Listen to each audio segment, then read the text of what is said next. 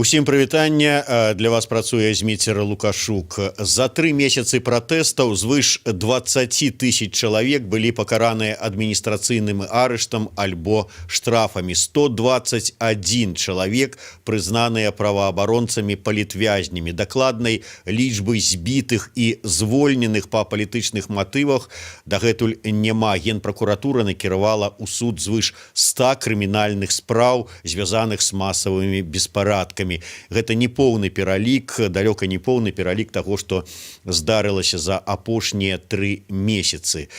Ціск на пратэстоўцаў узмацняецца і жорсткасць сілавікоў так званых яна здзіўляе, а можа ўжо даўно не здзіўляе беларусаў, але ці атрымаецца пераследамі і звальненнямі збіць пратэстовыя настроі, і ці будуць пратэсты праходзіць у новыя формы пад ціскам.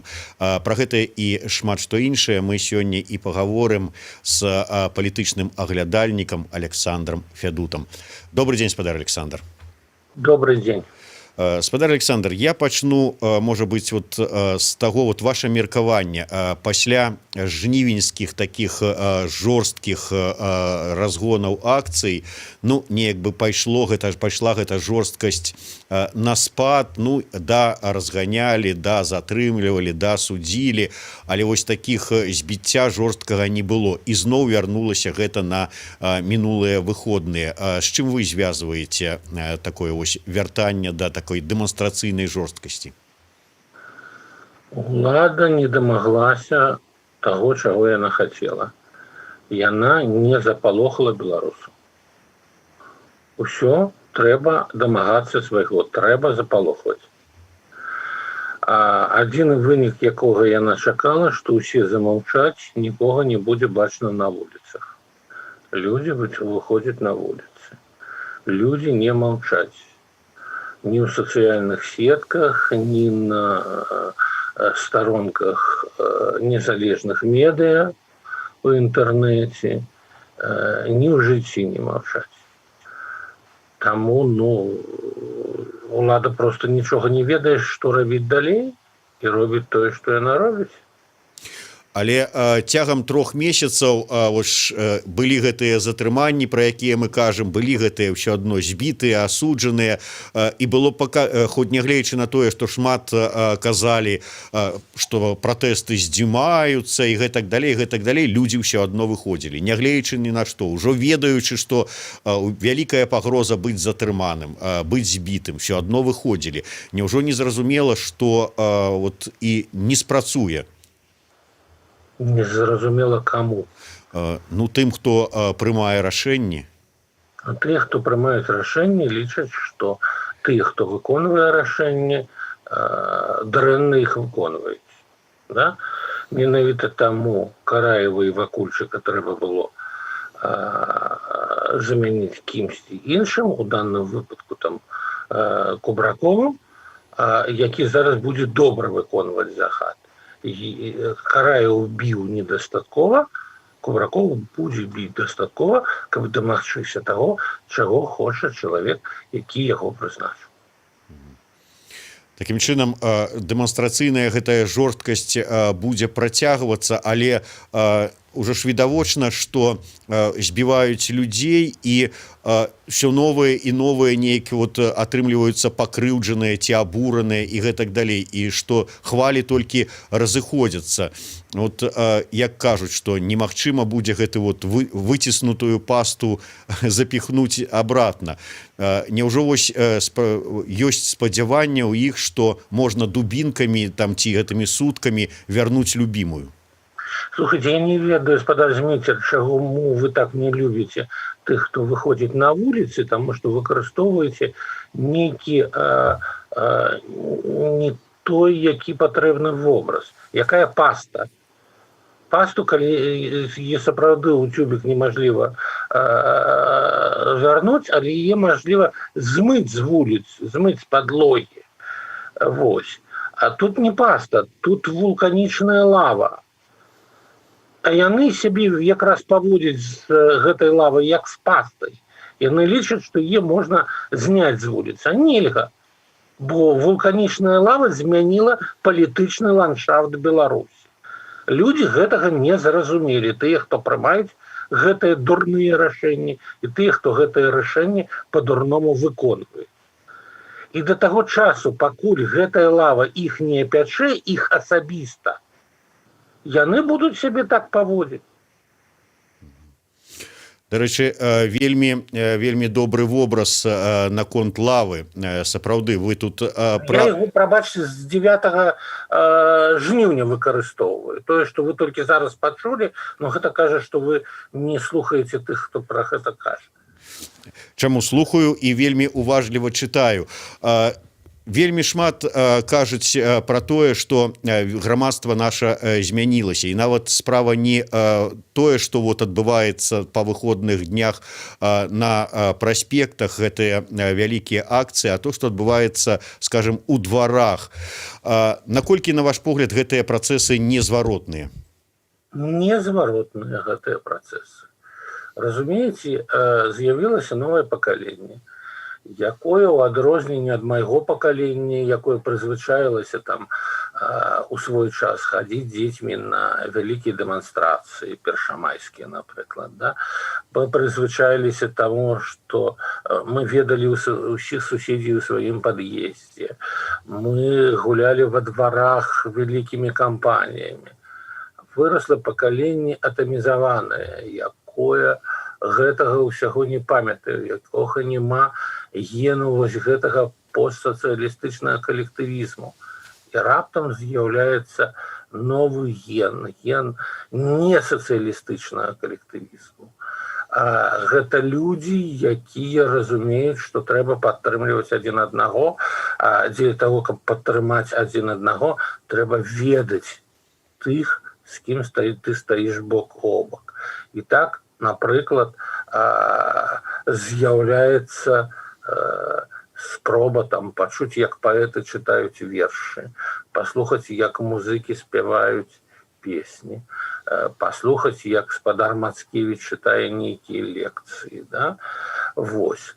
І зразумела, што гэта можна рабіць і ў зуме, гэта можна рабіць у інтэрнэце, але гэта не так цікава, як калі ты сядзіш бок о бок з сваім суседам са свайго двара, і цябе там твой узрост недзе 25-30 гадоў, і ты ніколі вось так не сидзеў і не слухаў жывы голас. Да? Цябе было ўсё гэта нецікава, твоё жыццё было ў кампутары. І раптам кампутар ёсць, але ён жыве неяк сам па сябе, ты сам па сябе.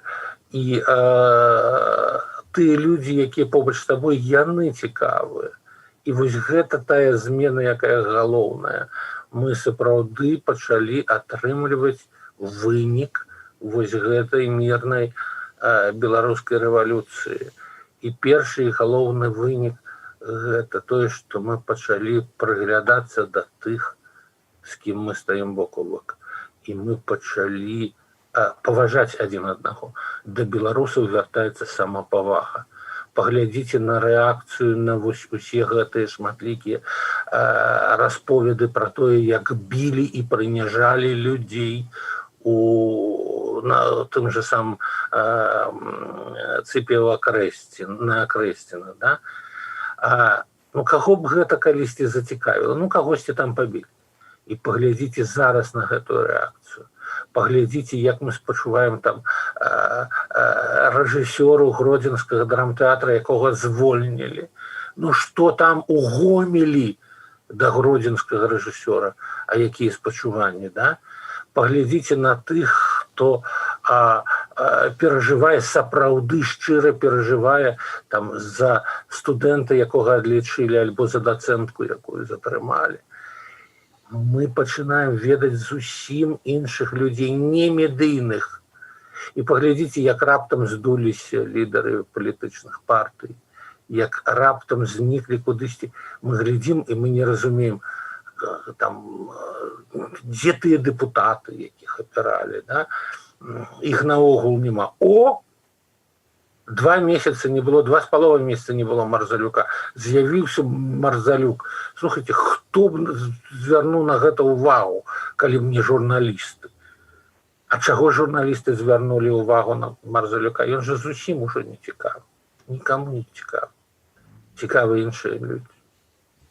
Ну да, дарэчы, і мне вельмі радасна за тое, што іншыя людзі цікавы і што людзі пачалі, да, вельмі добра, што двары пачынаюць там паміж сабой знаёміцца, праводзяць сустрэчы, там папіць гарбаты, кавы, паслухаць музыку, адкрылі для сябе нарэшце, што вот тут 30 гадоў Лявон Вольскі спяваў, што во, оказывается, у нас такі выдатны музыка ёсць. Але больш мне радасна, што пачынаюць з задавальненнем слухаць беларускіх літаратараў з лекцыямі, беларускіх філосафаў. Вас як прымаюць з вашымі лекцыямі на такіх вось дваравых сустрэчах? Гэта пра што сведчыць? Пра сталенне? Ці гэта цікавасць ўсё ж такі такая пратэстная? Ведаеце, ну насамрэч у мяне толькі на наступным тыдні будзе такі досвед, бо я на гэтым тыдні напісаў, што вось пасля таго, як арыштавалі Аракеляна за то, што ён граў музыку, да, во двары, адзінае, чым я магу яму сапраўды дапамагчы, гэта пайсці ў двор і прачытаць нейкую лекцыю. Слухайце, ну 5 ці 6 ужо запрашэнняў ёсць. І мы зараз абмяркоўваем у прыватах з ініцыятарамі гэтых запрашэнняў тэмы лекцый. Ведаеце, тэмы розныя. Я прашу об одном, давайте не размаўляць про 94 год, бо гэта зусім не цікава. Гэта мінуўшчына. Давайте паразмаўляем про Філарэтаў альбо про Мураўёва, Віленскага. І людзі кажуць, так, это больш цікава, чым Лукашенко. Лукашенко ўжо стаў зусім не цікавым. Лукашенко ўспрымаюць як далёкую мінуўшчыну, больш далёкую, чым Філамат і Міцкевіч. Вот так вот ужо адправілі на такую сметнік гісторыі. Слухайте, ну разумееце, вось усё гэта хаджэнне не па муках, а па вуліцах Менска, яно прывяло да таго, што людзі зрабілі выснову. Ну ёсць Лукашенко, хутка не будзе. Можна хадзіць просто там, ведаючы, што яго хутка не будзе. І спроба давесці, што ён ёсць, гэта насамрэч і ёсць гэтыя дубінкі кубракоўцаў. Да? Спачатку караюцца, пасля кубракоўцаў. Яны ж даводзяць такім чынам, што нас няма, а яны ёсць. А насамрэч мы ёсць, а іх няма. У іх няма твараў, у іх ёсць толькі балаклавы, у них няма вопраткі, у іх ёсць толькі форма. Дык як жа яны ёсць? Дзе іх асабістасць? Дзе яны як людзі? А тая дацэнтка, альбо тая лекарка, якую пасадзілі там на суткі, яны ёсць. Бо мы чуем іх голас, а не крык. Мы бачым, як яны усміхаюцца. А не бачым толькі жах у іх вачах, жах і ненавісць. Людзі не могуць жыць толькі жахам і ненавісцю. Бо тады яны страчваюць сваю людскасць. Было сказано, знойдзем і пакараем усіх, хто браў удзел у акцыях пратэста. І такое вось адчуванне, што сапраўды вось мэта гэта пастаўлена і імкнуцца так і зрабіць. Прыцягваюць людзей, не зважаючы на тое, чым яны займаюцца. Вон пойдзеш у паліклініку на раёне, палова паліклінікі, кабінетаў закрытыя, бо няма каму працаваць. А зараз медыкаў садзяць на суткі спакойна, артыстаў садзяць на суткі, студэнтаў выключаюць, выкладчыкаў звальняюць з працы. Такое адчуванне, што вось выціснуць з краіны хочуць вось усіх людзей, якія ўмеюць думаць сваёй галавой. Але з чым застануцца? Вот няўжо няма разумення, што гэта лепшае? Слухайце, наогул вы лічыце, што гэтай мэты можна дасягнуць? выціснуць усіх з краіны. Ну як вы себе гэта уяўляеце? Пакуль што я бачу іншае. Я бачу, што людзей, якіх яны захопліваюць і арыштоўваюць і садзяць на сотні, гэтых людзей ўсё больш і больш. І раней іх вазілі ў Жодзін, а зараз іх возяць у Баранавічы.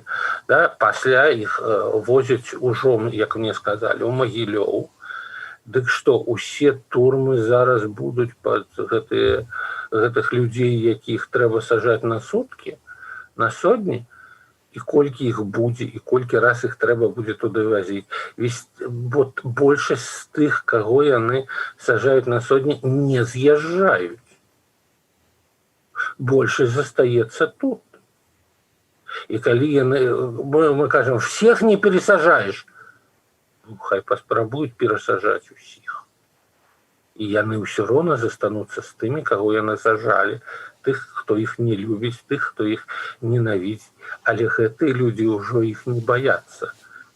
Бо яны ведаюць, што гэтыя сотні, сядзенне на гэтых сотнях, гэта досвед жыццёвы, цяжкі, але па-свойму цікавы. І яны ўжо ведаюць, што і там яны застаюцца людзьмі.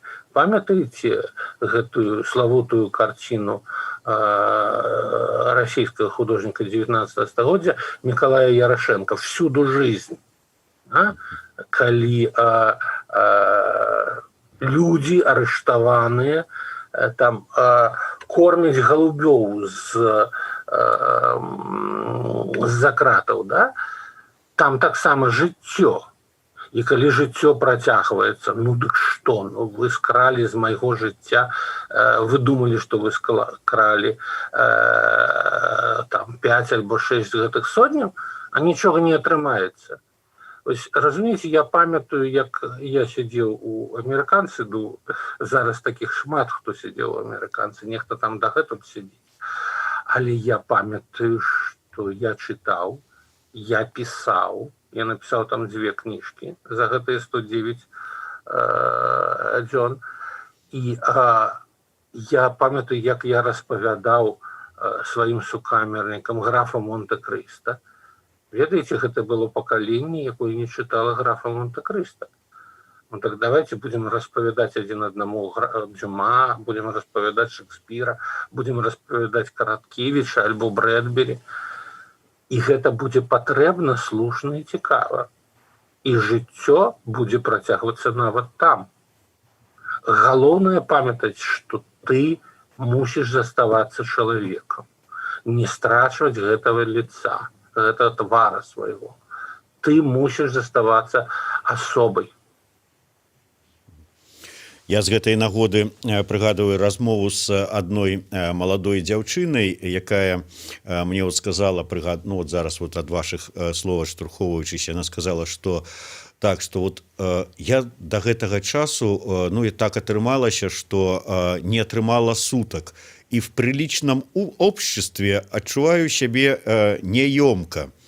Так вось і атрымліваецца, што прылічнае это общество, што зараз больш как бы, ну, альбо там пабывала, альбо і зараз там знаходзіцца, калі вось зараз пачытаць спісы тых, хто быў затрыманы 8 лістапада, і хто зараз атрымлівае суткі, ну, такое адчуванне, што менавіта там зараз такі нейкі вот эліт-клуб знаходзіцца.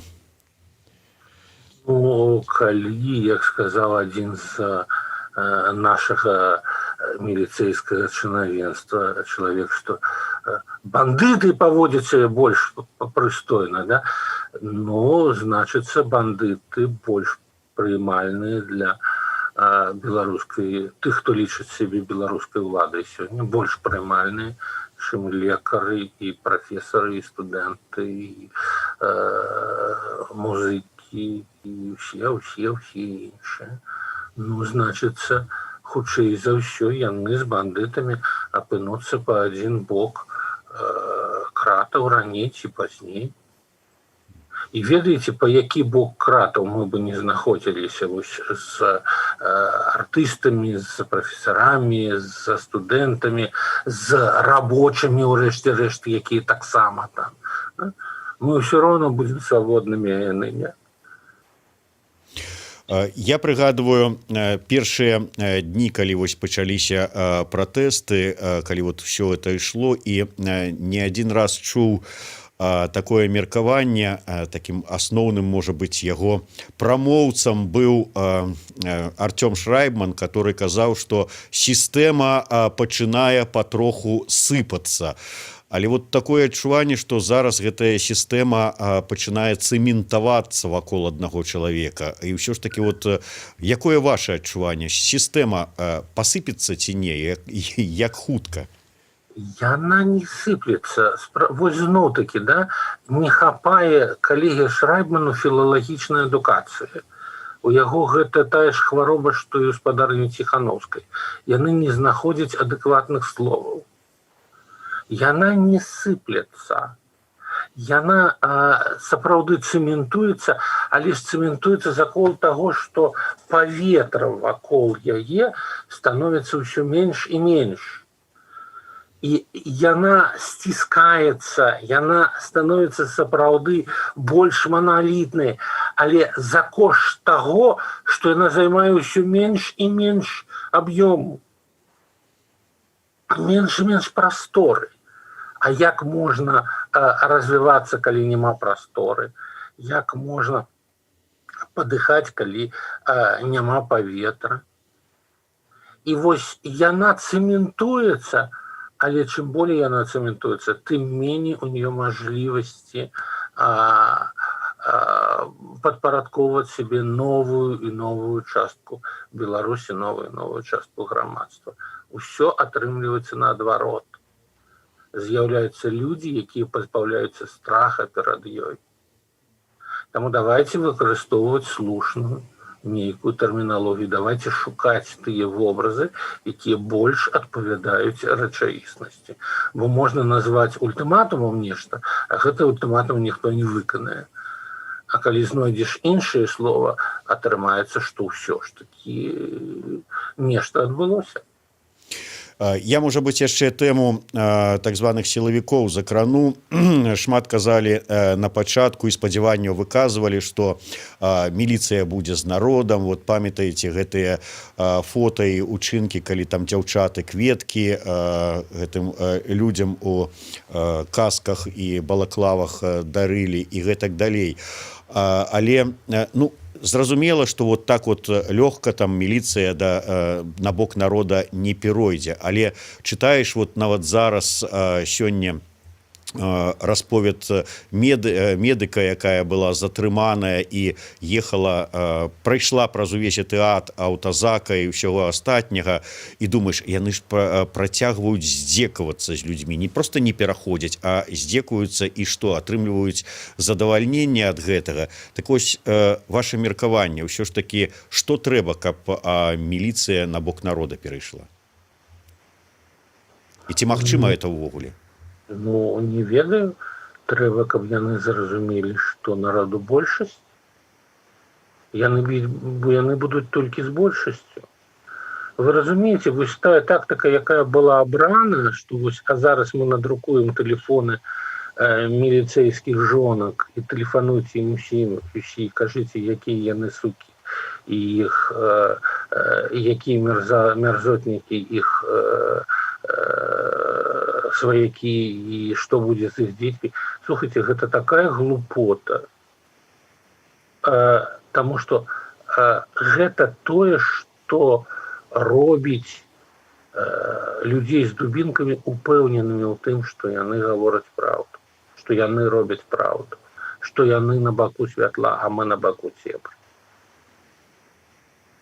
Яны ж зараз ужо пачынаюць працаваць не за грошы, а за тое, каб не баяцца самім. Яны лічаць, што вось, а зараз мы паб'ем усіх гэтымі дубінкамі, ніхто не будзе нікуды выходзіць. І галоўнае, ніхто не будзе тэлефанаваць нашым жонкам. І, мажліва, сапраўды не трэба тэлефанаваць нашим жонкам, бо галоўнае ўжо здзейснілася. Я просто прапаную усім, хто зараз мяне слухае, падумаць, а ці калі сёння праводзіць выбары прэзідэнта, ці можна будзе сфальсіфікаваць іх вынік? Я лічу, што не. Ці можна будзе сфальсіфікаваць вынік рэферэндуму? Я лічу, што не. І вось гэта галоўнае. Гэта тое, чаго хлопцы і дзяўчаты, чаго вы асабіста спадарня Ніна Багінская дамагліся. А тое, што Лукашенко ўсё яшчэ нешта там гаворыць у палацы незалежнасці, ну, хай гаворыць, пакуль яго час не скончыўся, але скончваецца. Гэта відавочна. Тамара Кудзелка піша: на жаль, няма настаўнікаў сярод затрыманых. Цікава, чаму? Ну, па-першае, настаўнікі ўсё ж такі ёсць, і выкладчыкі ёсць, якія выходзяць на акцыі салідарнасці разам са сваімі студэнтамі. Вось дацэнтка БДУ Тацяна Сініца гэтаму прыклад, ці звальняюцца на знак пратэста таксама настаўнікі. Але іх не шмат. Вось ваше меркаванне, спадар Александр, ўсё ж такі настаўнікі чаму так вот, ну, как-то вот не вельмі актыўна праяўляюць сваю пазіцыю? Ну, па-першае, мы не ведаем, хто і як праяўляе сваю пазіцыю. Я, напэўна, напісаў найбольшую колькасць артыкулаў у сваім жыцці з усіх маіх калег-журналістаў наконт таго, якія настаўнікі бываюць мярзотнікі, што на іх плячах трымаецца гэтая ўлада і гэтак далей, гэтак далей. А вось сёння я не магу сказаць. Мы не ведаем, калі сапраўды там больш за 10 000 затрыманых, як вы, шановная спадарня слухачка, спадарня Тамара, як вы вылічыце, колькі з іх лекароў, а колькі з іх настаўнікаў? Я не вылічу, нават цэнтр «Вясна» праваабарончы не вылічыць, бо не ўсе ёсць. Это па-першае. Па-другое, разумееце, вось я супраць гэтай улады. Але я дакладна ведаю адну рэч, што калі я выйду, ну, мажліва, карысці ад мяне будзе трошкі менш, чым калі я застануся пры кампутары і буду пісаць тое, што я думаю, тое, што я лічу мэтазгодна. Кожны павінен займацца сваёй справай. Але як былы настаўнік, я ганаруся, што сярод тых, хто ставіць подпісы супраць адлічэння студэнтаў, ёсць маі вучні, якія зараз выкладаюць у ВНУ. Я ганаруся тым, што сярод тых, каго затрымалі, напрыклад, на вуліцах Менска цягам апошніх 2 тыдняў, 2 маіх вучняў былых. І таму, ну, я не ведаю, якая справа з'яўляецца ў данным выпадку больш, не справа, якое дзеянне з'яўляецца больш патрэбным. Тое, якое прыводзіць да затрымання, ці тое, якое, калі затрыманне становіцца немажлівым. Таму вось давайте у данным выпадку не будзем думаць прафесійнымі катэгорыямі. Я закрану яшчэ тэму так званай канстытуцыйнай рэформы, пра якую зараз шмат кажуць з боку ўлады. Круглыя сталы, нібыта дзе-то ў рэгіёнах на гэтую тэму праводзяцца. Як вы лічыце, ці патрэбная такая рэформа канстытуцыі і ці час для яе зараз? Рэформа канстытуцыі патрэбна, але яе павінен ініцыяваць і праводзіць новы легітымны ў вачах, калі не ўсяго, дык большай часткі грамадства і легітымны ў вачах сусвету прэзідэнт Рэспублікі Беларусь.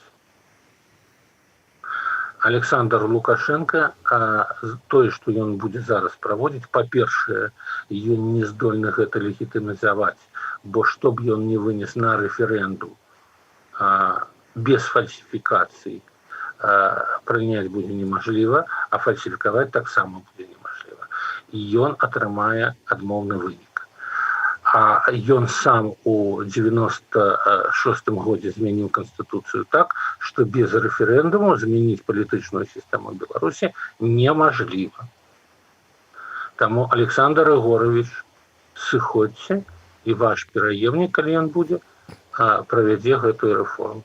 Нават калі там будзе слова ў слова запісанае ўсё то, што хаціце запісаць вы, нават у гэтым выпадку вы гэтага не здолееце зрабіць, а ён здолее. Вось ваши словы про тое, што немагчыма будзе сфальсіфікаваць выбары альбо галасаванне, ну, вельмі зацікавілі наших слухачоў. Анна Берозка пытаецца, чаму вы лічыце, што фальсіфікацыі не будзе. Ну, па-першае, ўсё ж таки спадар Александр... Я не сказаў, што яе не будзе, я сказаў, што яна немажліва. Уявіце сябе сёння 7,5 тысяч участковых выбарчых камісій по 10 чалавек, якія напалоханыя тым, што адбылося 9, 10, 11 жніўня, і якія будуць ведаць адно. Людзей, назіральнікаў сёння будзе столькі, што яны запамятаюць кожнага сябра выбарчай камісіі ў твар. І калі ім не дадуць сапраўды справедлівы вынік галасавання у выглядзе протакола, ой, прабачце, не зашмат знойдзецца такіх дырэктараў школ і астатніх, хто будзе рызыкаваць. Яны ўжо ведаюць, што людзі разумеюць. Гэта размова будзе ісці пра жыццё, а не пра 100 рублёў у дадатак да прэміі. Вікторыя Александрова цікавіцца, якія відавочныя, на ваш погляд, прыкметы таго, што рэжым не вытрымае? Ну, пачакаем лютага, бо галоўныя прыкметы гэта ўсё ж такі тое, ці скончыцца ў людзей да лютага грошы, ці не скончыцца. Наколькі я разумею, яны ўжо скончваюцца. А калі будзе забастоўка по эканамічнай падставе, а не по палітычнай, яна сапраўды можа стаць усебеларускай. І вось з гэтым улада ўжо ніяк не здолее справіцца. Як вы ставіцеся, увогуле ацэньваеце ва ўсёй гэтай сітуацыі ролю Масквы? Ну, калі яна ёсць, таму што шмат хто кажа пра тое, што нібыта Масква паставіла Лукашэнку там нейкія умовы, калі вось былі... Паставіла. Вот што гэта могуць быць за умовы і якія магчымыя санкцыі ў тым выпадку, калі яны не будуць выкананыя? Умова, наколькі я разумею, адна: сыходзь, дзядзька. І калі ты сыходзіш, Расія згодна выступаць гарантам тваёй бяспекі і згодна зрабіць так, каб ты сышоў больш-менш прыстойна і больш-менш мірна. А калі ты гэтага не зробіш, ну, грошы раптам скончацца. А досвед паказвае, сусветны досвед, што дыктатура трымаецца толькі да таго часу, пакуль ёсць грошы ў дыктатара. І тут усё роўна, у якім выглядзе яны будуць. Да? Мы ведаем, што, напрыклад, Ніколас Мадура замест прэміі выдае туалетную паперу шмат каму са сваіх амонаўцаў. Ну, ці згодны будуць беларускія амонаўцы атрымліваць прэміі ў выглядзе туалетнай паперы? Ну, паглядзім. Я ведаю, што вы не любіце даваць прагнозы, але тут мяне вельмі ўразілі такія абмеркаванні ў Фейсбуку людзей, ну, якіх не скажаш, што яны такія ўжо вельмі вялікія песімісты, якія кажуць, што ўсё гэта вот агонія можа зацягнуцца на гадоў 5-7. Ваше меркаванне? З наступным Новым годам, 2021, віншаваць нас паспрабуе Александр Лукашенко. Што з гэтага атрымаецца, не ведаю, но паспрабуе. А вось 2022 сапраўды большасць будзе сидзець у тэлебачання, у тэлеэкрана і пытацца пачуць, спрабаваць пачуць змест віншавання новага прэзідэнта Беларусі, першага ягонага віншавання з Новым годам. Ну вось такі прагноз ад Александра Фядуты. Ён, конечно, не такі аптымістычны, як некаторыя, якія сцвярджаюць, што вот уже до Нового года, што глядзіш, і гэты Новы год уже нейкі іншы прэзідэнт беларусаў будзе віншаваць, але нават 2022 это ўсё ж таки не 5-7 гадоў яшчэ ось невядома чаго. Дзякуй вялікі. Палітычны аглядальнік Александр Фядута, Зміцер Лукашук працавалі для вас. Слухайце, глядзіце, беражыце сябе. До сустрэчы. До сустрэчы.